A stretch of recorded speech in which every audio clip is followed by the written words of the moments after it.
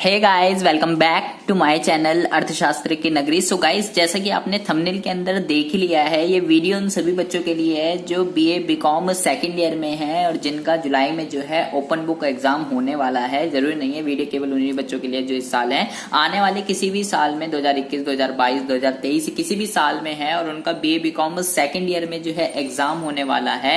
आज मैं आपको जो है कुछ ऐसे शॉर्ट नोट्स के ऊपर जो है बताने वाला हूं जिसपे क्वेश्चन कंपल्सरी है, आपका एग्जाम में आना ही आना है। और न्यूमेरिकल क्वेश्चन, क्योंकि आप जानते ही हैं कि शॉर्ट नोट और न्यूमेरिकल एग्जाम के अंदर आपका कंपल्सरी है, क्वेश्चन आना ही आना है। ठीक है, तो आप इसको छोड़कर नहीं जा सकते हो। शॉर्ट नोट और न्यूमेरिकल को करना आपके लिए बहुत ही ज्यादा जरूरी है। तो वो कौन कौन से शॉर्ट नोट्स हैं जिसपे क्वेश्चंस आ सकते हैं, वो सारे आज हम करेंगे विद सॉल्यूशन जो है मैं आपको बताने वाला हूं। प्लस न्यूमेरिकल भी आपको करके दिखाऊंगा कि कैसे जो है न्यूमेरिकल सॉल्व करते हैं इसके समष्टि अर्थशास्त्र के अंदर। इससे प्रीवियस में आपको 15 क्वेश्चन जो है ऑलरेडी बता चुका हूं, मोस्ट इंपॉर्टेंट। अगर आपने वो वीडियो नहीं देखी है तो मेरे भाई आप पहले उस वीडियो को देखकर आइए, क्योंकि आपके लिए उस वीडियो को देखना बहुत ही ज्यादा जरूरी है। तो बिना बकवास के मुद्दे को शुरू करते हैं। आप इसमें जो है मैं आपको 7 जो है शॉर्ट नोट बता रहा हूं। जैसे कि सबसे पहला जो है वो है जीडीपी एट एमपी और जीएनपी एट एफसी। इसमें अंतर बताइए, या ये आपसे ऐसे भी पूछ सकता है जीडीपी और जीएनपी, ऐसे भी पूछ सकता है, ऐसे भी पूछ सकता है। यहाँ पर एमपी और एफसी जो है नहीं लिखा हुआ होगा। ठीक है, तो जब ऐसे लिखा है तो क्या करना है और जब ऐसे लिखा है तो क्या करना है, दोनों ही मैं आपको जो है बताऊंगा। दूसरा जो है वास्तविक जीडीपी और संभावित जीडीपी। ठीक है, ये आपका मोस्ट इंपॉर्टेंट है, बहुत ही ज्यादा इंपॉर्टेंट है, एग्जाम में आएगा ही आएगा। स्फीतिक अंतराल और अस्फीतिक अंतराल क्या होता है, स्वचालित स्थिरीकरण क्या होता है, ये तीनों जो है गाइज आपस में इंटर रिलेटेड है। तो आपको जब ये समझ में आएगा तभी ये वाला आएगा, और जब ये वाला समझ आएगा तभी ये आएगा। तो आपको इन तीनों को जो है बहुत ही ज्यादा ध्यान से समझना है कि ये क्या दिक्कत क्या परेशानी होते हैं। साथ के साथ है चालू कीमतों पर राष्ट्रीय आय और स्थिर कीमतों पर राष्ट्रीय आय, या चालू कीमतों पर जीडीपी और स्थिर कीमतों पर जीडीपी, ये भी आप इसको जो है कह सकते हो। ठीक है, बजट घाटा और बजट अधिशेष क्या होता है, स्वप्रेरित लेन देन और अनुग्राही लेन देन, इन दोनों में क्या अंतर होता है। ठीक है, ये 7 जो है, इन 7 शॉर्ट नोट पे आज हम जो है डिस्कशन करने वाले हैं। साथ के साथ एक न्यूमेरिकल क्वेश्चन को भी जो है सॉल्व करेंगे कि कैसे जो है न्यूमेरिकल क्वेश्चन सॉल्व होते हैं। ठीक है, तो सबसे पहले हम डिस्कशन करने वाले हैं अपने फर्स्ट डिफरेंस पे जीडीपी एट एमपी और जीएनपी एट एफसी, या जीडीपी और जीएनपी। ठीक है, बहुत ही ज्यादा ध्यान से सुनना है, ये क्या दिक्कत क्या परेशानी होती है। गाइज, आपको जो है उस डिफरेंस को समझने के लिए सबसे पहले जो है कुछ बेसिक चीजें समझनी पड़ेगी जो बहुत ही ज्यादा जरूरी है। तो बहुत ही ज्यादा ध्यान से सुनेंगे कि वो बेसिक चीजें जो हैं कौन सी है। ठीक है, सबसे पहले तो आपको ये पता रखना है कि जो एनपी को कहते हैं नेशनल प्रोडक्ट भी आप कह सकते हो। एनपी का जो फॉर्मूला होता है ये होता है डीपी प्लस एनएफआईए। ठीक है, अब ये एनएफआईए क्या होता है अभी आपको बताता हूं। National product is equal to domestic product plus net factor income from abroad. ठीक है, इसको हिंदी में कहते हैं इसको एनएफआईए आपको ध्यान से समझना है। एनएफआईए को कहते हैं विदेशों से प्राप्त शुद्ध कारक आय। क्या बोला मैंने, इसको कहते हैं विदेशों से प्राप्त शुद्ध कारक आय। अब ये क्या दिक्कत क्या परेशानी होती है, ये आपको बहुत ही ज्यादा ध्यान से समझना है। विदेशों से प्राप्त शुद्ध कारक आय का ये मतलब होता है कि भाई मान लीजिए जो हमारे यहाँ के पर्सन है जो दूसरे देशों में जाकर कमाते हैं। ठीक है, बिल्कुल इसी तरह दूसरे देशों के पर्सन हमारे देश में आके भी कमाते होंगे। तो ये जो एनएफआईए है ये कैसे निकलता है, ये आपका निकलता है विदेशों से प्राप्त कारक आय, मतलब हमारे यहाँ के लोग जो दूसरे देशों से जितनी भी इनकम अर्न कर रहे हैं, विदेशों से प्राप्त शुद्ध कारक आय माइनस विदेशों को शुद्ध कारक आय, मतलब दूसरे देशों के लोग हमारे यहाँ पे जितनी भी इनकम अर्न कर रहे थे, हमारे देश के लोग जो दूसरे देश से जितनी भी इनकम अर्न करके ला रहे हैं, और हम जो है दूसरे देशों के लोगों को जितनी इनकम दे रहे हैं, उन दोनों का जो डिफरेंस होता है उसी को कहते हैं एनएफआईए। ठीक है, मान लीजिए ये आ गया 500 कि भाई हमारे देश के लोग दूसरे देश से 500 करोड़ कमा रहे हैं मान लीजिए, और यहाँ के जो है मान लो 300 करोड़ है। ठीक है, तो जो डिफरेंस आ गया एनएफआईए का वो कितना आ गया 200। ठीक है, तो इसको तो कहते हैं एनएफआईए विदेशों से प्राप्त शुद्ध कारक आय। तो सबसे पहला फॉर्मूला तो आपको ये पता होना चाहिए, एनपी का फॉर्मूला होता है डीपी प्लस NFIA। ठीक है, दूसरा फॉर्मूला आपको ये पता होना चाहिए कि MP का जो फॉर्मूला होता है, MP का मतलब है मार्केट प्राइस, इसका फॉर्मूला होता है FC प्लस NIT। ठीक है, ये इसका जो है फॉर्मूला होता है। अब ये NIT क्या होता है? NIT को कहते हैं शुद्ध अप्रत्यक्ष कर, जितना भी आप टैक्स पे कर रहे हो, ठीक है, उसको कहते हैं शुद्ध अप्रत्यक्ष कर। FC का क्या मतलब होता है? FC का मतलब होता है कारक लागत। ठीक है, और ये मैंने आपको बता ही दिया है, इसको कहते हैं बाजार कीमत। कारक लागत भी आप इसको कह सकते हो, साधन लागत भी आप इसको कह सकते हो। ठीक है, DP का मतलब डोमेस्टिक और NP का मतलब नेशनल। दो चीजें तो आपको, दो फॉर्मूले तो ये पता होने चाहिए। उसके बाद आपको क्या ध्यान रखना है? उसके बाद आपको दो वर्ड आपको ध्यान रखने हैं। सबसे पहला जो वर्ड है वो है आपका घरेलू सीमा। घरेलू सीमा जो है वो क्या दिक्कत, क्या परेशानी होती है, ये आपको समझना है। गाइस, घरेलू सीमा जो है ये एक कोई छोटा वर्ड नहीं है। घरेलू सीमा जो है बहुत ही ज्यादा जो है वाइडर टर्म है। ठीक है, इकोनॉमिक्स के अंदर घरेलू सीमा के अंदर क्या किन किन को इंक्लूड किया जाता है? सबसे पहले तो इसके अंदर इंक्लूड किया जाता है सामुद्रिक सीमा। सामुद्रिक सीमा मतलब समुद्री, ठीक है, उसको इंक्लूड किया जाता है। दूसरा, यहाँ पर मान लीजिए जो भी हमारे दूसरे देशों में, जैसे कि जापान और कोरिया में हमारे जो है इंग्लैंड और कनाडा के बीच में एयरक्राफ्ट वगैरह चलते हैं, इन सब चीजों को, हवाई जहाज वगैरह चलते हैं, इस सब चीजों को जो है एयरक्राफ्ट यहाँ पे आपको ध्यान रखना है। ठीक है, एयरक्राफ्ट वगैरह जितने भी चलते हैं, ठीक है। इसके अलावा जो जैसे कि मान लीजिए हिंद महासागर में जो है हमारे जो मछुआरे वगैरह होते हैं वहां पर अपनी नाव वगैरह चलाते हैं मछली पकड़ने के लिए। ठीक है, इसके अलावा मान लीजिए अमेरिका के अंदर जो भी भारत का जो दूतावास होता है, वो हमारी ये दूतावास वगैरह क्या होता है इतना ध्यान आपको नहीं रखना है। घरेलू सीमा का आपको सिंपल सा मीनिंग ये पता होना चाहिए कि इसका मतलब कोई बॉर्डर वगैरह से नहीं है। ठीक है, ऐसा नहीं कि इससे बाहर निकल गए तो हम घरेलू सीमा से पार हो गए। घरेलू सीमा बहुत ही ज्यादा वाइडर टर्म है। इसके अंदर समुद्री सीमा और जो दूसरे देशों में इंग्लैंड वगैरह में जितने भी हमारे एयरक्राफ्ट वगैरह, एयरलाइंस वगैरह जो चलती हैं, उसको भी इंक्लूड किया जाता है। हिंद महासागर में हमारी जितनी भी शिप्स वगैरह चलती हैं, मछुआरे वगैरह जो भी अपना मछली पकड़ने के लिए चलाते हैं, उन सब चीजों को जो है इंक्लूड किया जाता है जहां से ये इनकम अर्न करते हैं। और जितने भी अमेरिका के अंदर, किसी भी देश के अंदर, जरूरी नहीं है अमेरिका, किसी भी देश के अंदर जो भारत का दूतावास होगा उसको जो है घरेलू सीमा का पार्ट माना जाता है। ठीक है, एक तो ये आपको ध्यान रखना है। दूसरा आपको क्या ध्यान रखना है? सामान्य निवासी। क्या ध्यान रखना है? सामान्य निवासी जो है कौन होता है? सामान्य निवासी गाइस वो व्यक्ति होता है जो किसी देश में रहता है, जो 1 साल से और उससे ज्यादा टाइम के लिए, कि 1 साल और उससे ज्यादा टाइम, ये आपको ध्यान रखना है। 1 साल या उससे ज्यादा टाइम के लिए किसी देश में रहता है और उसकी आर्थिक रुचि का केंद्र भी उसी देश में होता है। ठीक है, आर्थिक रुचि का केंद्र का क्या मतलब है? वहीं खाता है, वहीं सोता है, ठीक है, वहीं उत्पादन, वहीं उपभोग, ये सारी चीजें आपको ध्यान रखनी है। ठीक है, जैसे मैं हूं भाई, मैं यहीं पे पैदा हुआ हूं, ठीक है, और मेरी आर्थिक रुचि का केंद्र भी यही है। क्यों? क्योंकि मैं 1 या 1 से ज्यादा साल के लिए उसी देश में रह रहा हूं। अगर कोई भी पर्सन किसी देश में 1 या उससे कम साल के लिए रहता है तो वो सामान्य निवासी नहीं कहलाता है उस देश का। ठीक है, तो वो गैर सामान्य निवासी कहलाएगा। सामान्य निवासी के लिए आर्थिक रुचि का केंद्र मतलब उसका उत्पादन, उपभोग, निवेश सब कुछ उसी देश के अंदर होना चाहिए, काम धंधा वगैरह, उसको कहते हैं सामान्य निवासी। ठीक है, इतनी बकवास आपको जो है ध्यान में रखनी है। अब आते हैं मुद्दे पर, आपको 1 मिनट में समझ आ जाएगा। देखिए, जब डीपी लिखा हो, डीपी का मतलब है डोमेस्टिक प्रोडक्ट, घरेलू सीमा, ठीक है, और जब एनपी लिखा हो तो इसका मतलब है नेशनल प्रोडक्ट, इसका मतलब घरेलू सीमा से नहीं है।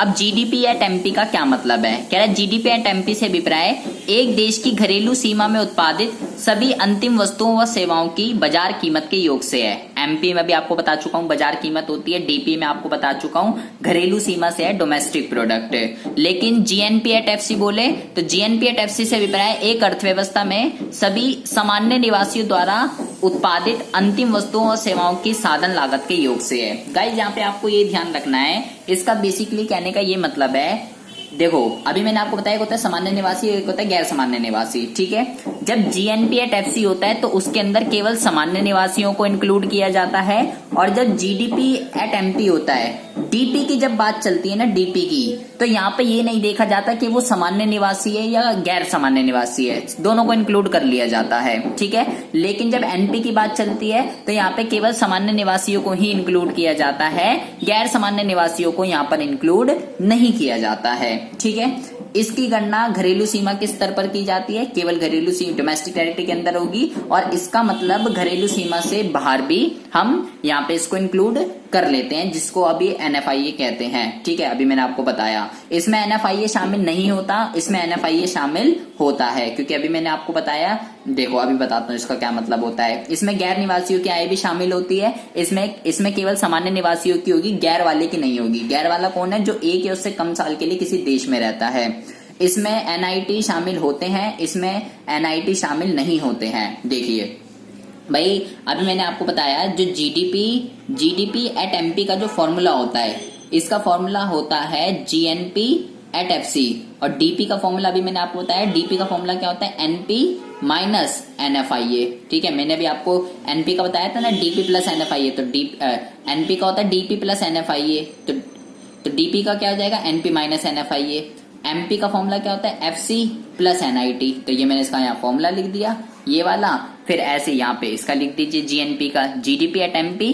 डीपी के अंदर एनएफआईए इंक्लूड होता है, मतलब दूसरे देश, ये वाला एनपी यहाँ के देश और दूसरे देशों का जो डिफरेंस होता है, और एफसी के अंदर क्या हो जाएगा? MP minus NIT. तो वो जो पीछे के जो बेसिक चीजें भी मैंने आपको बताई है, वो आपको जो है ध्यान रखनी है, ठीक है। उसी के बेस पर जो है ये पूरा का पूरा डिफरेंस है, जीडीपी एट एमपी और जीएनपी एट एफसी। डीपी का मतलब है घरेलू सीमा, चाहे सामान्य हो चाहे गैर सामान्य हो, कोई भी निवासी हो, उससे मैटर नहीं करता है। लेकिन यहाँ पर केवल सामान्य होना चाहिए, गैर वाला नहीं होना चाहिए।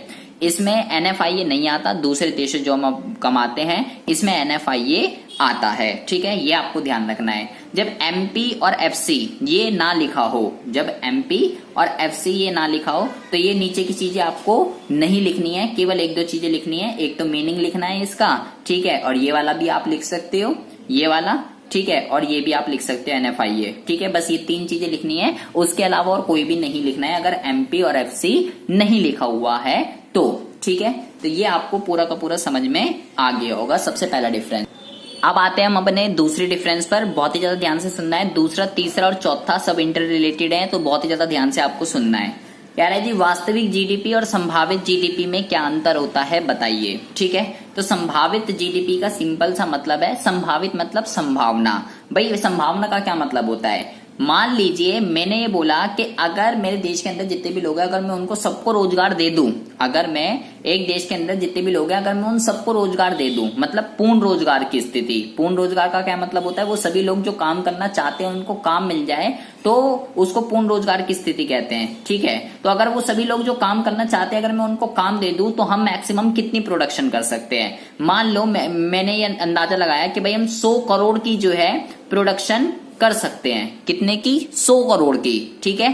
और वास्तविक का मतलब क्या है? एक्चुअल। इसको कहते हैं पोटेंशियल और इसको कहते हैं एक्चुअल। तो अब और मान लो मैंने सोचा था कि अगर वो सभी लोग जो काम करना चाहते हैं अगर मैं उनको काम दे दूं, तो मैं 100 करोड़ की प्रोडक्शन कर सकता हूं। लेकिन मान लो एक्चुअल में केवल 80 करोड़ की ही जो है प्रोडक्शन हो पाती है, ठीक है। तो संभावित का मतलब क्या होता है? ये केवल संभावित उत्पादन स्तर को दर्शाता है जब सभी संसाधनों का पूर्ण उपयोग हो रहा हो। संसाधन मतलब हम लोग, ठीक है, हम मनुष्य भी एक तरीके का क्या है संसाधन होता है। तो वो सभी लोग जो काम करना चाहते हैं अगर हम उनको काम दे दें, तो अर्थव्यवस्था के अंदर पूर्ण रोजगार की स्थिति उत्पन्न होती है। उसको कहते हैं संसाधनों का पूर्ण उपयोग हो रहा है। तो हमने सोचा 100 करोड़ का उत्पादन हो जाएगा, लेकिन एक्चुअल में कितना हुआ? केवल 80 करोड़ का।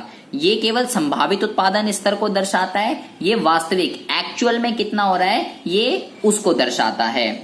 इसमें केवल पूर्ण उपयोग होगा संसाधनों का, ठीक है, क्योंकि अभी मैंने आपको बताया। लेकिन इसमें अब ये तो हमने बोला था कि जब पूर्ण उपयोग हो जाए, लेकिन अब जो संसाधन है एक्चुअल में देखो, किसी भी अर्थव्यवस्था के अंदर कभी भी पूर्ण रोजगार की स्थिति उत्पन्न नहीं होती है, क्योंकि कोई भी अर्थव्यवस्था ऐसी नहीं होती है जिसमें बेरोजगारी ना हो। तो हमेशा संसाधनों का अल्प उपयोग ही रहता है, ठीक है। तो एक्चुअल में जो है संसाधनों का अल्प उपयोग भी हो सकता है, संसाधनों का अति उपयोग भी हो सकता है, ओवरलोडेड भी हो सकता है, और कुशलतम उपयोग भी हो सकता है, कुछ भी हो सकता है। बट मोस्टली तो कुशलतम तो छोड़ो, अल्प ही रहता है, ठीक है। बेरोजगारी की स्थिति हमेशा बनी रहती है, बट यहाँ पे केवल पूर्ण ही होगा। इसका जो संबंध है वो पूर्ण रोजगार के स्तर से है, वो भी हमने पढ़ लिया। और इसका संबंध जो है वर्तमान रोजगार स्तर से है कि एक्चुअल में जो है कितना रोजगार का स्तर चल रहा है। इसकी जो तुलना है किसी से नहीं की जाती, संभावित वाले की, लेकिन जो वास्तविक वाला है इसकी तुलना संभावित वाले से की जाती है। भाई मैंने सोचा था 100 करोड़ की प्रोडक्शन होगी, बट एक्चुअल में कितनी हुई है 80 करोड़ की। तो जो डिफरेंस क्रिएट हो गया कितने का, 20 करोड़ का जो है डिफरेंस क्रिएट हो गया। तो इसी डिफरेंस को, डिफरेंस ज्यादा भी आ सकता है, डिफरेंस कम भी आ सकता है, ठीक है। अभी पढ़ेंगे उसका क्या मतलब होता है कि जब ज्यादा आता है तो उसको क्या बोलते हैं, जब कम आता है तो उसको क्या बोलते हैं, ठीक है। ऐसा भी हो सकता है कि मान लो मैंने 100 करोड़ सोचा था अभी 80 हो गया, या ऐसा भी हो सकता है मैंने 100 करोड़ सोचा था और 120 हो जाए, ऐसा भी हो सकता है। तो जब वास्तविक ज्यादा हो जाता है और जब वास्तविक कम रह जाता है तो उन दोनों को क्या कहते हैं अभी हम पढ़ेंगे, ठीक है। तो दो तरीके का गैप होता है, एक होता है स्फीतिक अंतराल और एक होता है अविस्फीतिक अंतराल। इसी को बताऊंगा अभी क्या होता है ये, ठीक है। तो भैया वास्तविक वाले की संभावित वाले से तुलना करके पता लगाया जाता है कि स्फीतिक अंतराल आ रहा है या अविस्फीतिक अंतराल आ रहा है। अब इसका जो संबंध है वो शॉर्ट रन से होता है, अल्पकाल से, इसका दीर्घकाल से होता है, ठीक है। डिटर्मिनेशन कैसे होता है, बहुत ही ज्यादा ध्यान से सुनना है। अगर वास्तविक का पता लगाना है, वास्तविक का जो डिटर्मिनेशन है जहां पर aggregate demand, short run aggregate supply, अल्पकालीन, क्योंकि इसका संबंध किससे है, अल्पकाल, शॉर्ट रन से, इसलिए यहाँ पे क्या है SRAS, आपको पता होना चाहिए। ये सप्लाई कर्व जो है इस तरीके से बनता है शॉर्ट रन का। तो जहां पे शॉर्ट रन की सप्लाई एग्रीगेट डिमांड को इंटरसेक्ट करती है वहीं पर जो है ये डिटरमाइन हो जाती है। लेकिन इसका संबंध दीर्घकाल से है, तो दीर्घकाल का जो सप्लाई कर्व होता है वो इस तरीके से बनता है, ये आपको ध्यान रखना है, ठीक है। अल्पकाल का इस तरफ जाता है अपवर्ड, और ये लॉन्ग रन का रहता है इस तरफ। एग्रीगेट डिमांड ऐसे ही बनता है, अल्पकालो या दीर्घकालो, ठीक है। ये हो गया इधर। तो अब क्या हुआ, यहां पर ये इंटरसेक्ट कर रहा है, ये डिटर्मिनेशन हो गया इसका यहां पर। और ये जो जीडीपी आई है क्या, पूर्ण रोजगार की, वो सभी लोग जो काम करना चाहते हैं अगर हम उनको काम दे दें तो भाई हम इतनी प्रोडक्शन कर सकते हैं, ठीक है। ये हो गया इन दोनों के अंदर अंतर, ये अंतर आना ही आना है, कंपलसरी है। अब मैंने ये बोला कि भाई मैंने सोचा था 100 करोड़ होगा, 100 से 120 भी हो सकता है और 100 से 80 भी हो सकता है, ठीक है। अगर 100 से 120 होता है तो क्या होता है, और अगर 100 से 80 होता है तो क्या होता है, कब स्फीतिक अंतराल होगा। मैंने क्या यहाँ पे क्या बोला, वास्तविक की संभावित के साथ तुलना की जाती है, ठीक है। तो कब स्फीतिक अंतराल क्रिएट होता है, कब अविस्फीतिक अंतराल क्रिएट होता है, वो देखते हैं बहुत ही ज्यादा ध्यान से। अब मैं आपको तीसरा बता रहा हूँ, स्फीतिक और अविस्फीतिक, ठीक है, इंटर रिलेटेड ही है, मैं आपको पहले भी बता चुका हूँ। तो अभी सबसे पहले हम बात करते हैं स्फीतिक, स्फीतिक अंतराल, स्फीतिक भी कह सकते हो।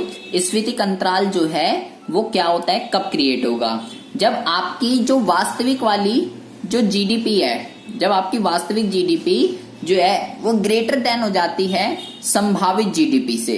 किससे, संभावित जीडीपी से। आपने सोचा था 100 करोड़ का उत्पादन होगा, अगर कब, अगर वो सभी लोग जो काम करना चाहते हैं अगर हम उनको काम दे दें, लेकिन एक्चुअल में हो गया 120 करोड़। तो यहाँ पर क्या होता है, यहाँ पर जो है ओवर एम्प्लॉयमेंट की सिचुएशन क्रिएट हो जाती है, ठीक है। बट प्रैक्टिकल लाइफ में ये कभी भी पॉसिबल नहीं है, ओवर तो छोड़ो, पर पूर्ण रोजगार पे पहुंच जाए वही सही है। तो अब देखिए इसका आपको जब आपकी वास्तविक जीडीपी संभावित जीडीपी से ज्यादा होगी तो स्फीतिक अंतराल जो है क्रिएट हो जाता है। डायग्राम अगर आपको इसको बनाने के लिए आए तो डायग्राम आपको इसका कैसे बनाना है, देखिए भाई ये हो गया आपका एग्रीगेट डिमांड, अभी हमने पढ़ा पीछे, ठीक है। सबसे पहले हम बनाते हैं short run aggregate, short run aggregate supply, ठीक है, वास्तविक वाली ज्यादा है। और ये हो गया आपका लॉन्ग रन एग्रीगेट सप्लाई, ठीक है। देखो पहले तो लॉन्ग रन एग्रीगेट सप्लाई कहां पर इंटरसेक्ट कर रही है, एडी को इस पॉइंट पर, ठीक है। इसको मान लीजिए मैंने दे दिया फुल एम्प्लॉयमेंट के नाम से, ठीक है। और शॉर्ट रन वाली कहां कर रही है, ये कर रही है इस पॉइंट पर, ठीक है, ये हो गया यहां पर। तो बहुत ही ज्यादा ध्यान से सुनना है, जो ये वाला पॉइंट है ये कौन सी है, ये आपकी संभावित, ठीक है। क्यों, क्योंकि अभी मैंने आपको पीछे बताया संभावित जीडीपी कैसे डिटरमाइन होती है, संभावित का मतलब है लॉन्ग रन से, ठीक है। तो लॉन्ग रन वाला है यहाँ पर, और ये वाला जो पॉइंट है ये है आपका वास्तविक, वास्तविक वाली ज्यादा है, संभावित वाली आपकी कम रह गई है, ठीक है। तो ये वाला जो गैप क्रिएट हो चुका है, इसी गैप को क्या कहते हैं, इसी गैप को कहते हैं स्फीतिक अंतराल, ठीक है। जब आपकी वास्तविक जीडीपी ग्रेटर देन हो जाती है संभावित जीडीपी से, ठीक है। अब आते हैं बात अविस्फीति अंतराल, इसका क्या मतलब होता है, देखेंगे बहुत ही ज्यादा ध्यान से। बिल्कुल इसका उल्टा है कि जब आपकी वास्तविक जो जीडीपी है, जब आपकी वास्तविक जीडीपी जो है वो कम रह जाती है संभावित वाली जीडीपी से, तो जो गैप क्रिएट होता है उसे अविस्फीतिक अंतराल कहते हैं। आपने सोचा था 100 करोड़ होगा, लेकिन एक्चुअल में जो है 80 करोड़ ही जो है उत्पादन हो पाया। तो ऐसी सिचुएशन में जो गैप क्रिएट होता है उसको क्या कहते हैं, अविस्फीतिक अंतराल। अगर डायग्राम की बात करें, डायग्राम आपको बहुत ही ज्यादा ध्यान से समझना है, डायग्राम आना ही आना है, ठीक है, डायग्राम से ही समझाना है। ये हो गया एग्रीगेट डिमांड, ठीक है, ये हो गया आपका शॉर्ट रन एग्रीगेट सप्लाई। कहां पर कर रहा है ये, यहां पर इसको इंटरसेक्ट कर रहा है शॉर्ट रन वाला। तो ये तो हो गया आपका यहाँ पर ये हो गया आपका पूर्ण रोजगार वाला, पूर्ण रोजगार की कंडीशन हो गई ये, ठीक है। और लॉन्ग रन का कहां पे आ गया, long run aggregate supply, long run aggregate supply जो है यहां पर आ जाएगा। आपने सोचा था कि इतनी होगी, यहां पर YF ये फुल एम्प्लॉयमेंट पे, long run aggregate supply aggregate demand को यहां पर इंटरसेक्ट कर रही है, ठीक है। तो ये हो गया फुल वाला। उसके बाद यहां पर देखेंगे ये वाला कौन सा है, ये वाला है आपका वास्तविक। तो यहाँ पे वास्तविक वाला आपका कम रह गया है, संभावित वाला ज्यादा है। तो ये जो गैप क्रिएट हुआ है, इसी गैप को क्या कहते हैं, इसी गैप को कहते हैं अविस्फीति अंतराल। क्या बोलते हैं इसको, अविस्फीति अंतराल। बस दो चीजें आपको ध्यान रखनी है। क्या ध्यान रखना है, जब आपको स्फीतिक बनाना हो तो लॉन्ग रन पीछे बनाते हैं, और जब अविस्फीति बनाना हो तो लॉन्ग रन आगे बनाते हैं, लॉन्ग रन सप्लाई कर्व, ठीक है। तो आपको डायग्राम बहुत ही आराम से याद हो जाएगा। स्फीति वाले में ये पीछे बनाना है, तो ये जो गैप क्रिएट होगा ये स्फीति है, और अविस्फीति में ये वाला आगे बनाना है, तो जो गैप क्रिएट होगा वो अविस्फीति है, ठीक है। अब बहुत ही ज्यादा ध्यान से सुनना है, ये हो गया आपका तीसरा। चौथा जो था वो था ऑटोमेटिक स्टेबलाइजर, ठीक है। ये क्या दिक्कत परेशानी होती है, अब देखियो, अब ये जो दोनों की दोनों ये जो सिचुएशन है, ये जो दोनों की दोनों सिचुएशन है, ये क्या है, ये दोनों ही खराब सिचुएशन है, ठीक है। ना तो स्फीतिक होना चाहिए ना अविस्फीतिक होना चाहिए। हिंदी में उसको कहते हैं स्वचालित स्थितिकरण। अब ये ना तो स्फीतिक होना चाहिए ना अविस्फीतिक होना चाहिए। भाई स्टेबलाइजर का क्या मतलब होता है, स्टेबलाइजर वही जो एसी के अंदर होता है, क्या काम करता है, काम क्या करता है कि भाई जो भी बिजली से जो भी मान लीजिए कभी आपका ओवरलोड हो जाता है, ज्यादा यूनिट आ जाती है, लाइट चली जाती है, तो उस ऑटोमेटिक को क्या उसको क्या कर लेता है, एसी को कुछ नुकसान ना हो उसको क्या करता है, सेफ्टी प्रोवाइड करके रखता है। तो ऐसे ही बिल्कुल क्या होता है, ये होता क्या है कि भाई सिचुएशन होनी चाहिए ये वास्तविक और संभावित, ये वाली हो तो ज्यादा बेटर है, ठीक है। वास्तविक जीडीपी संभावित जीडीपी के जो है बराबर होनी चाहिए, तो अच्छी सिचुएशन है। ना तो ये वाला गैप क्रिएट होगा ना ये वाला गैप क्रिएट होगा। तो इन्हीं दोनों स्थिति को कंट्रोल में करने के लिए स्फीतिक अंतराल और अविस्फीतिक अंतराल, इन दोनों कंडीशनों को सही करने के लिए सरकार क्या करती है, एक तो टैक्स की है, सार्वजनिक व्यय का उपयोग करती है। क्या करती है उपयोग, ताकि अर्थव्यवस्था के अंदर जो है स्थिरता लाई जा सके। स्थिरता का क्या मतलब है, वास्तविक जीडीपी संभावित वाली जीडीपी के इक्वल हो सके, ठीक है। और ना तो स्फीतिक अंतराल क्रिएट हो सके और ना ही अविस्फीतिक अंतराल जो है क्रिएट हो सके, ठीक है। इसके अलावा और भी कई सारे एक्स्ट्रा स्वनियंत्रक उपाय होते हैं जिसके कारण अर्थव्यवस्था के अंदर स्थिरता लाई जाती है इन दोनों गैप को कम करने के लिए। तो उसी को कहते हैं स्वचालित स्थितिकरण, ठीक है। ये तीनों के तीनों टॉपिक आपस में इंटर रिलेटेड हैं, तो ये बहुत ही ज्यादा आपको ध्यान से समझना है। अब आते हैं अगले पे, ये कह रहा है चालू कीमतों पर जीडीपी या चालू कीमतों पर राष्ट्रीय आय या स्थिर कीमतों पर राष्ट्रीय आय, इसका क्या मतलब होता है, ठीक है। जीडीपी भी लिखा सकता है, बार बार कह रहा हूं। तो देखो भाई जीडीपी का आंकलन जो है वो दो तरीके से किया जाता है। एक तो होता है चालू कीमतों पर, मतलब कि करंट ईयर के प्राइस पर, और एक होता है प्रीवियस ईयर के प्राइस पर, मतलब कि बेस ईयर आधार वर्ष पे। तो जब जीडीपी का आंकलन उसी वर्ष की कीमतों पर लगाया जाता है, मतलब करंट ईयर पे, तो उसे जो है चालू कीमतों पर जीडीपी या राष्ट्रीय आय कहते हैं। और जब जीडीपी का आंकलन आधार वर्ष मतलब बेस ईयर पिछले साल के किसी प्राइस पर लगाया जाता है, तो उसे जो है स्थिर कीमतों पर राष्ट्रीय आय कहा जाता है। ये आर्थिक समृद्धि का सूचक नहीं है, इसको आर्थिक समृद्धि का सूचक माना जाता है। ठीक है, अब ये क्यों नहीं है और इसको क्यों माना जाता है? क्योंकि जो स्थिर कीमतों पर जीडीपी होती है उसमें जो वृद्धि होती है वो उत्पादन में वृद्धि के कारण होती है। जब उत्पादन में वृद्धि होगी तो availability of goods and services जो है लोगों को ज्यादा मिलते हैं, लोगों का इससे सामाजिक कल्याण होता है। ठीक है, जब भाई वो लोग जिनको पहले वस्तुएं सेवाएं नहीं मिल पा रही थी उनको भी मिलती हैं, जो पहले कम कंज्यूम कर रहे थे उनको ज्यादा मिलने लगती हैं, इसलिए इसको आर्थिक विकास का, आर्थिक समृद्धि का सूचक माना जाता है। क्योंकि इससे जब उत्पादन में वृद्धि होगी तो ये वाली जीडीपी बढ़ती है। लेकिन इसमें क्या है, जब कीमतों में वृद्धि होती है, जैसे मैंने यहाँ उत्पादन तथा कीमत दोनों ही लिख दिया है, बट यहाँ पर जो मोस्टली जो चेंज आता है वो केवल कीमत की वजह से आता है। जब कीमत में चेंज होने से जीडीपी में इंक्रीमेंट होती है तो उसको कहते हैं चालू कीमतों पर। ठीक है, तो कीमतों में बढ़ने से क्या होगा, availability of goods and services जैसे पहले थी वो वैसी रहेगी, लोगों को वस्तुएं सेवाएं नहीं मिल पाएगी, इसलिए इसको आर्थिक समृद्धि का सूचक नहीं माना जाता, क्योंकि इससे कोई सामाजिक कल्याण में कोई भी वृद्धि नहीं होने वाली है। इसकी तुलना आधार वर्ष की राष्ट्रीय आय से नहीं की जाती, इसकी तुलना इससे नहीं की जाती, लेकिन इसकी तुलना इससे की जाती है। इसको केवल मौद्रिक वृद्धि कहते हैं क्योंकि कीमतों में बढ़ने के कारण ही जो है इंक्रीमेंट हुई है जीडीपी, लेकिन इसको जो है वास्तविक वृद्धि कहलाती है और एक्चुअल में जो है हमारे लिए यही इंपॉर्टेंस रखती है। इसको ज्यादा इंपॉर्टेंस दी जाती है, इसको कोई इंपॉर्टेंस नहीं दी जाती है। अगर ये वाली जीडीपी दे रखी हो तो उसको भी हम कन्वर्ट कर लेते हैं इसमें वास्तविक वाली में, क्योंकि वास्तविक का ही लेना देना है, क्योंकि इससे उत्पादन में वृद्धि होती है जिससे लोगों को वस्तुएं सेवाएं मिलती हैं। ठीक है, तो ये भी आपका क्वेश्चन आ सकता है जब आपकी किस्मत खराब हो। ठीक है, अब अगला जो शॉर्ट नोट है बहुत ही ज्यादा ध्यान से सुनेंगे, ये है जी बजट घाटा और बजट अधिशेष। इसका क्या मतलब होता है, बजट घाटा और बजट अधिशेष? बहुत ही ज्यादा ध्यान से सुनेंगे। देखो, पहले तो आपको बजट का मतलब पता होना चाहिए। ठीक है, बजट एक ऐसा कह सकते हैं, एक ऐसा स्टेटमेंट होता है जहां पर सरकारी व्यय और सरकारी आय, इसका जो है ब्यौरा दिया जाता है। सरकारी व्यय और सरकारी आय, ठीक है, इस सबका जो ब्यौरा दिया जाता है। ठीक है, अभी मैं आपको शॉर्ट में ही बता रहा हूँ, इतना डीपली नहीं घुस रहा हूँ। ठीक है, आपको भी इतना डीपली नहीं घुसना है क्योंकि इतना ज्यादा मार्क्स ये नहीं आने वाला है। ठीक है, तो आपको ये ध्यान रखना है कि सरकारी व्यय और सरकारी आय, इन सबका जो ब्यौरा आता है, सरकार के पास कितना पैसा आ रहा है, कहाँ से आ रहा है, सरकार उसको कहाँ पर खर्च कर रही है, उसको जो है बजट कहते हैं। ठीक है, अब जब ये बराबर होता है, जब सरकारी व्यय बराबर होता है सरकारी आय के, ठीक है, तो भैया उसको कहते हैं संतुलित बजट। क्या कहते हैं उसको?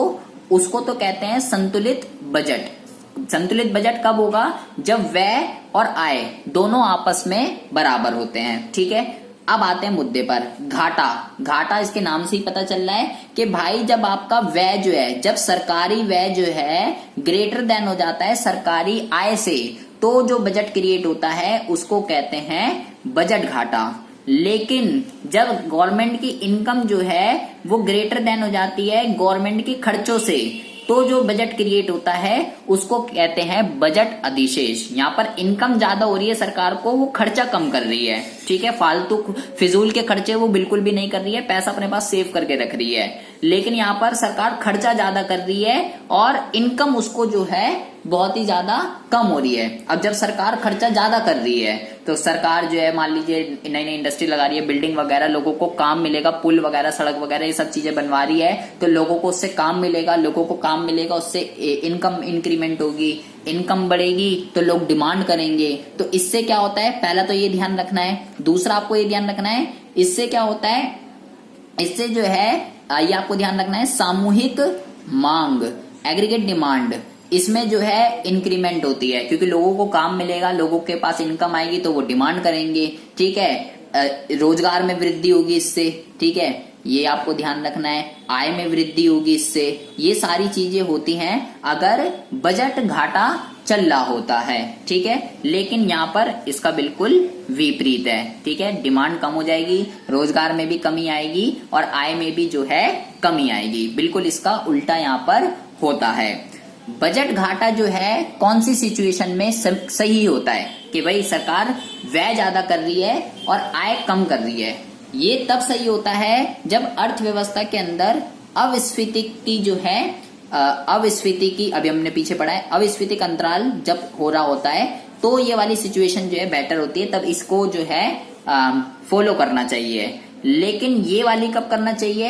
ये तब करना चाहिए जब स्फीति वाली जो है, स्फीति अंतराल की सिचुएशन अगर क्रिएट हो रही है अर्थव्यवस्था के अंदर, तो जो है ये वाले बजट को अडॉप्ट करना चाहिए। ठीक है, इससे ये कह सकते हो, इससे आर्थिक विकास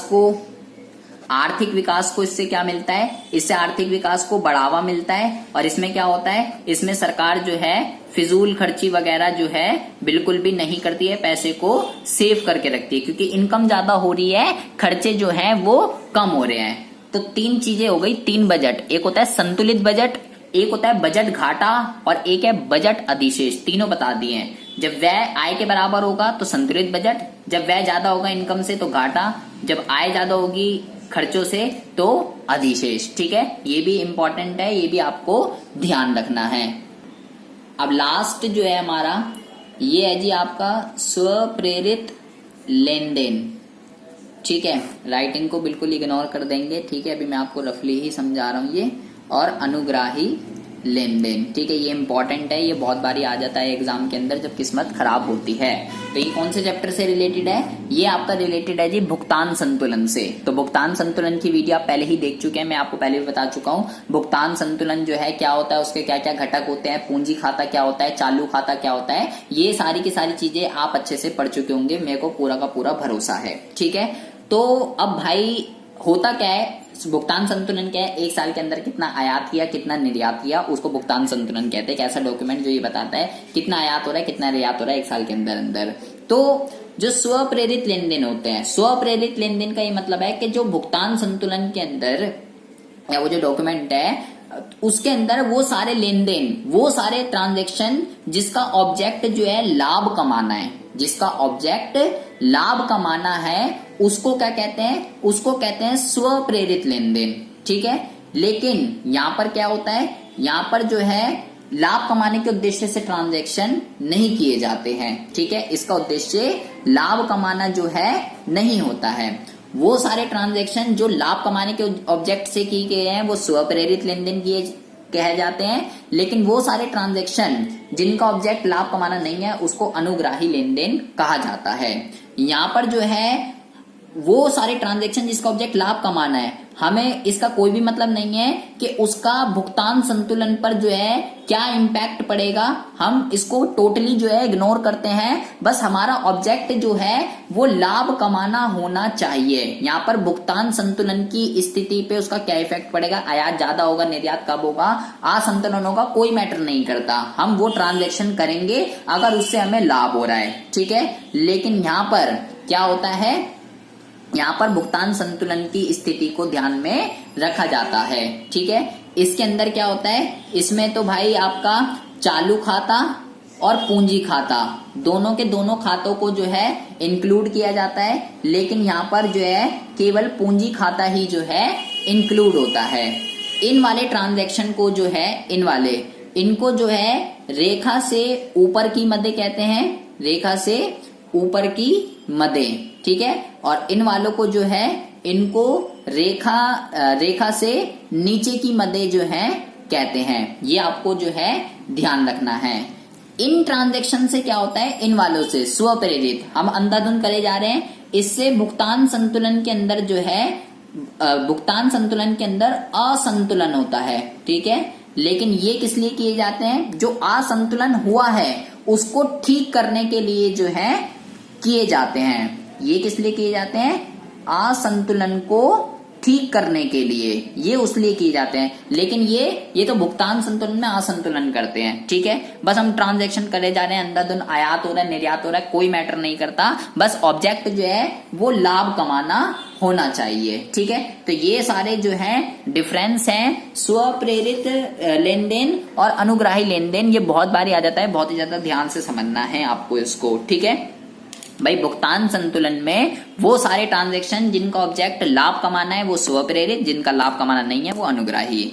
इसमें भुगतान संतुलन की स्थिति की क्या कंडीशन होगी, ज्यादा हो जाएगा, अनबैलेंस हो जाएगा, कोई मैटर नहीं करता, उस पे क्या इंपैक्ट पड़ेगा ये मैटर नहीं करता, हम ट्रांजैक्शन को करते हैं, लेकिन यहाँ पे भुगतान संतुलन की स्थिति को ध्यान में रखा जाता है। इसमें चालू खाता पूंजी खाता दोनों आते हैं, इसमें केवल पूंजी आता है, इसको रेखा से ऊपर की मद है, इसको रेखा से नीचे की मद है। इससे भुगतान संतुलन में असंतुलन होगा, लेकिन इससे ये क्यों किया जा रहा है, जो असंतुलन हुआ है उसको ठीक करने के लिए, संतुलन दोबारा से क्रिएट करने के लिए ये ट्रांजैक्शन किए जाते हैं, क्योंकि भुगतान संतुलन हमेशा संतुलन में रहता है। ठीक है, क्यों रहता है ये भी क्वेश्चन आ जाता है कभी कभार, क्योंकि आपने मेरे वीडियो में देखा होगा, क्योंकि ये डबल एंट्री सिस्टम से जो है प्रिपेयर किया जाता है। Debit side is equal to credit side. अगर आप कॉमर्स के हैं तो अच्छी वाली जानते होंगे क्या होता है डेबिट और क्या होता है क्रेडिट। ठीक है, फिलहाल यहाँ पर हम ये डिस्कशन नहीं कर रहे हैं, आपको पता होना चाहिए हमेशा संतुलन में रहता है, क्योंकि डबल एंट्री सिस्टम के माध्यम से प्रिपेयर किया जाता है।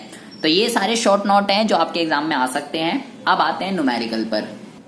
एक न्यूमेरिकल जो है कंपलसरी है, एग्जाम में आना ही आना है, तो आप न्यूमेरिकल बहुत ज्यादा अच्छे से कर जाएंगे। ठीक है, यदि अर्थव्यवस्था में निम्न आंकड़े दिए गए हो, जैसे कि कह रहा है कि सी आपको दे रखा है 500 प्लस 0.75 YD, आई दे रखा है 200 करोड़, जी दे रखा है इन्वेस्टमेंट गवर्नमेंट 300 करोड़ और टैक्स दे रखा है 100। अब इसमें आपको क्या क्या निकालना है, देखिए निम्नलिखित से क्या क्या निकालना है, संतुलन आय पर बचत और गुणक का मूल्य। एक तो निकालना है संतुलन आय पर बचत, दूसरा निकालना है गुणक का मूल्य, फिर निकालना है आय में अंतर, और फिर कह रहा है यदि निवेश में 100 करोड़ की जो है कमी हो जाती है तो उससे बताओ क्या इम्पैक्ट पड़ेगा। ठीक है, दो चीजें हो सकती है, निवेश में भी चेंज वो बोल सकता है और गवर्नमेंट एक्सपेंडिचर में भी वो चेंज बोल सकता है। जी मतलब गवर्नमेंट एक्सपेंडिचर, सरकारी व्यय। तो अभी मैं निवेश से बताता हूँ, गवर्नमेंट का भी बताऊंगा क्या करना है आपको। ठीक है, तो सबसे पहले तो उसने बोला है संतुलन आय पर बचत निकालिए, बचत कितनी होगी। ठीक है, सबसे पहले तो आपको क्या करना है,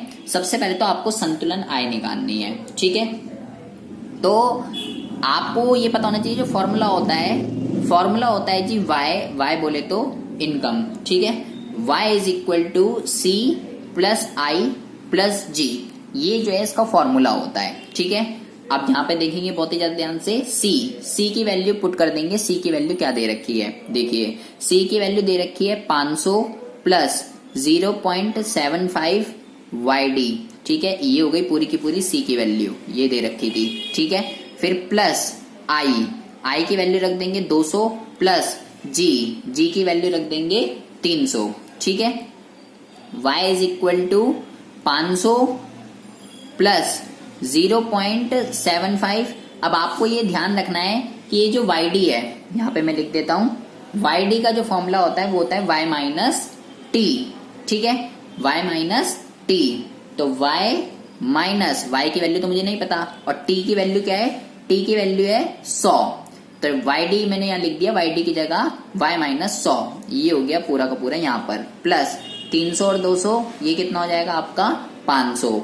y is equal to 500 plus, बहुत ही ज्यादा ध्यान से सुनेंगे, इसके साथ मल्टीप्लाई कर देंगे 0.75y और इसके साथ कर देंगे माइनस, इसकी जब इसके साथ करेंगे तो ये आ जाएगा आपका 75। कैसे आ जाएगा ये 75, देखिए 0.75 की मल्टीप्लाई करनी है 100 से, डेसिमल हटाएंगे नीचे 100 आ जाएगा, 100 से 100 कट जाएगा तो 75 आ जाएगा, प्लस 500। ठीक है, अब क्या हो जाएगा, y इज इक्वल टू, देखिए 500 और 500 1000 हो जाएगा। ठीक है, माइनस 75 और प्लस ये कितना लिखा हुआ है 0.75y।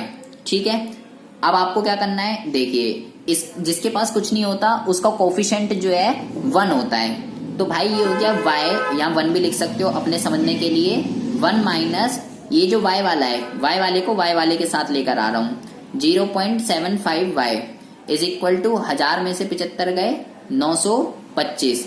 अब एक में से 0.75 आपको डिडक्ट कर देना है। ठीक है, तो डिडक्ट आपको आता ही है, बचपन में सीखा होगा, इतने बड़े तो हो ही गए हो, तो 0.25 आ जाएगा, 0.25y। ये इतने में इसलिए समझा रहा हूँ क्योंकि बहुत बच्चे मेरे को पता है एक से एक कलाकार होते हैं, ये क्या कैसे हो गया कुछ समझ नहीं आता।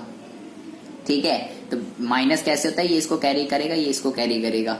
अब उसके बाद हो गया y is equal to 925 upon में 0.25। ये आ जाएगा। ठीक है, इसको आप सॉल्व कर देंगे तो सॉल्व करने के बाद कैसे सॉल्व होगा, ये डेसिमल हटाएंगे, ऊपर 2 जीरो और 25 से इसको जो है डिवाइड कर देंगे तो ये आ जाएगा आपका 3700। ठीक है, तो इनकम कितनी आ गई, इनकम आ गई 3700। बट उसने इनकम निकालने के लिए नहीं बोली है, उसने आपसे बोला है संतुलन आय पर बचत निकाली है। ये तो आय आ गई, वाई बोले तो आय, अब हमें बचत निकालनी है। तो आपको यहाँ पर ये पता होना चाहिए कि भाई जो बचत का फॉर्मूला होता है, देखिए भाई जो इनकम होती है हमारी, उसको हम या तो हम कंज्यूम कर लेते हैं या हम सेव कर लेते हैं। अब मुझे ये निकालना है, तो भाई जो प्लस में होता है वो माइनस में हो जाएगा, इज इक्वल टू एस। ठीक है, मुझे ये निकालना है, y मैंने जो है निकाल ही लिया है अभी, कितना 3700 माइनस सी की वैल्यू पूरी की पूरी रख देनी है जो भी पीछे थी। सी की वैल्यू थी आपकी 500 plus 0.75 YD is equal to S. ठीक है, पूरी की पूरी सी की वैल्यू रख दी है। अब क्या करना है आपको, 3700 माइनस 500। अब यहाँ पे आपको ये ध्यान रखना है कि जब ब्रैकेट के बाहर माइनस का साइन होता है तो अंदर वालों के साइन चेंज हो जाते हैं। तो 0.75 YD is equal to S. ये क्यों माइनस हो गया, क्योंकि ब्रैकेट के बाहर माइनस का साइन था। 3700 माइनस 500 माइनस 0.75, अब YD फिर से वही करेंगे, y माइनस t, ये YD का फॉर्मूला होता है, इज इक्वल टू s। तो 3700 में से 500 गए, कितना आ जाएगा 3200 माइनस 0.75, और अभी मैंने y की वैल्यू निकाली है 3700 माइनस टैक्स की वैल्यू दे रखी है 100 इज इक्वल टू ये आ जाएगा s। अब क्या करेंगे, बहुत ही ज्यादा ध्यान से सुनना है, 3200 यहां पर करेंगे, 3200 माइनस 0.75, इसको इसमें से डिडक्ट कर दीजिए, 3600 इज इक्वल टू एस। इसको सॉल्व कर देंगे, डेसिमल हटाएंगे, 100, 2 जीरो से 2 जीरो कट जाएगा, ये हो गया 3200 माइनस, इन दोनों को मल्टीप्लाई कर देंगे, 2700 इज इक्वल टू एस। 3200 में से 2700 गए तो ये आ जाएगा आपका 500 इज इक्वल टू एस। ठीक है, तो बचत कितनी आ गई, बचत आ गई आपकी 500। अब दूसरे पॉइंट में उसने बोला है कि निवेश गुणक निकालिए। तो आपको गाइस यहाँ पे बहुत ही ज्यादा ध्यान से सुनना है। गुणक का जो फॉर्मूला होता है, गुणक बोले तो के, ठीक है, गुणक का जो फॉर्मूला होता है वो होता है 1 डिवाइडेड बाय 1 माइनस MPC। कितना होता है, 1 डिवाइडेड बाय 1 माइनस MPC। क्या दिक्कत, क्या परेशानी होती है, वीडियो में आपको पहले भी देख चुके होंगे, APC, APS, MPC, MPS। तो C यहाँ पे आपको दे रखा है 500 प्लस 0.75 YD। ठीक है, तो आपको ये पता होना चाहिए कि ये जो इसके साथ ये YD के साथ ये जो लिखा होता है, यही क्या होता है, यही आपका MPC होता है। तो बस आपको यहाँ पे क्या करना है, आपको बस यहाँ पर पुट कर देना है 0.75। ठीक है, तो 1 अपॉन में 0.25, डेसिमल हटाएंगे, ऊपर 100, 25 एकम 25, 25 चौक 100। तो k की वैल्यू क्या आ जाएगी, k की वैल्यू आ जाएगी 4। एक तो k का फॉर्मूला होता है ये, और एक k का फॉर्मूला होता है k is equal to delta y upon में डेल्टा i। ठीक है, अब उसने बोला था कि अगर निवेश में 100 करोड़ की कमी हो जाए तो उसका इनकम पे क्या इफेक्ट पड़ेगा। इसको जो है यहाँ पर ले आइए, जो भाग में होता है वो भाग जाएगा और मल्टीप्लाई में आ जाएगा। तो k is equal to delta i is equal to delta y।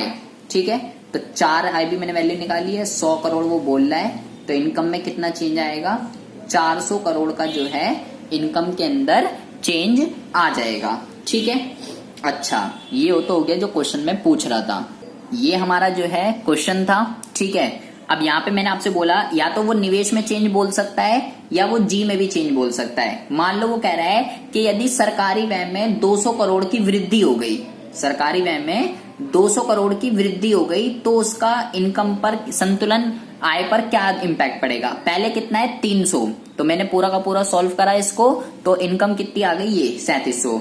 अब वो कह रहा है कि भाई जब इनकम में 200 करोड़ की वृद्धि हो गई तो आपको क्या करना है, फिर से दोबारा से करना है, लेकिन अब की बार जो जी है वो 300 नहीं रखना, अब की बार जी कितना रखना है 500, क्योंकि पहले 300 थी, 200 करोड़ की वृद्धि हो गई, तो अब की बार 500 रखना है यहाँ पर। इस जी की जगह जो मैंने 300 रखा था ना, इस जी की जगह आपको 500 रख देना है और पूरा का पूरा सॉल्व कर देंगे, फिर से वाई निकाल देंगे। बस ज्यादा भी आ सकती है, कम भी आ सकती है, देख लेंगे और जो भी आएगा उसको माइनस कर देना। ठीक है, अगर अंतर निकालना हो, मान लो आपकी नई वाली आ गई 4000, ठीक है, तो भाई चेंज कितना आ गया 4000 माइनस 3700 इज इक्वल टू 300, बस ऐसे कर देना। ठीक है, बस ये इसमें एक अंतर है।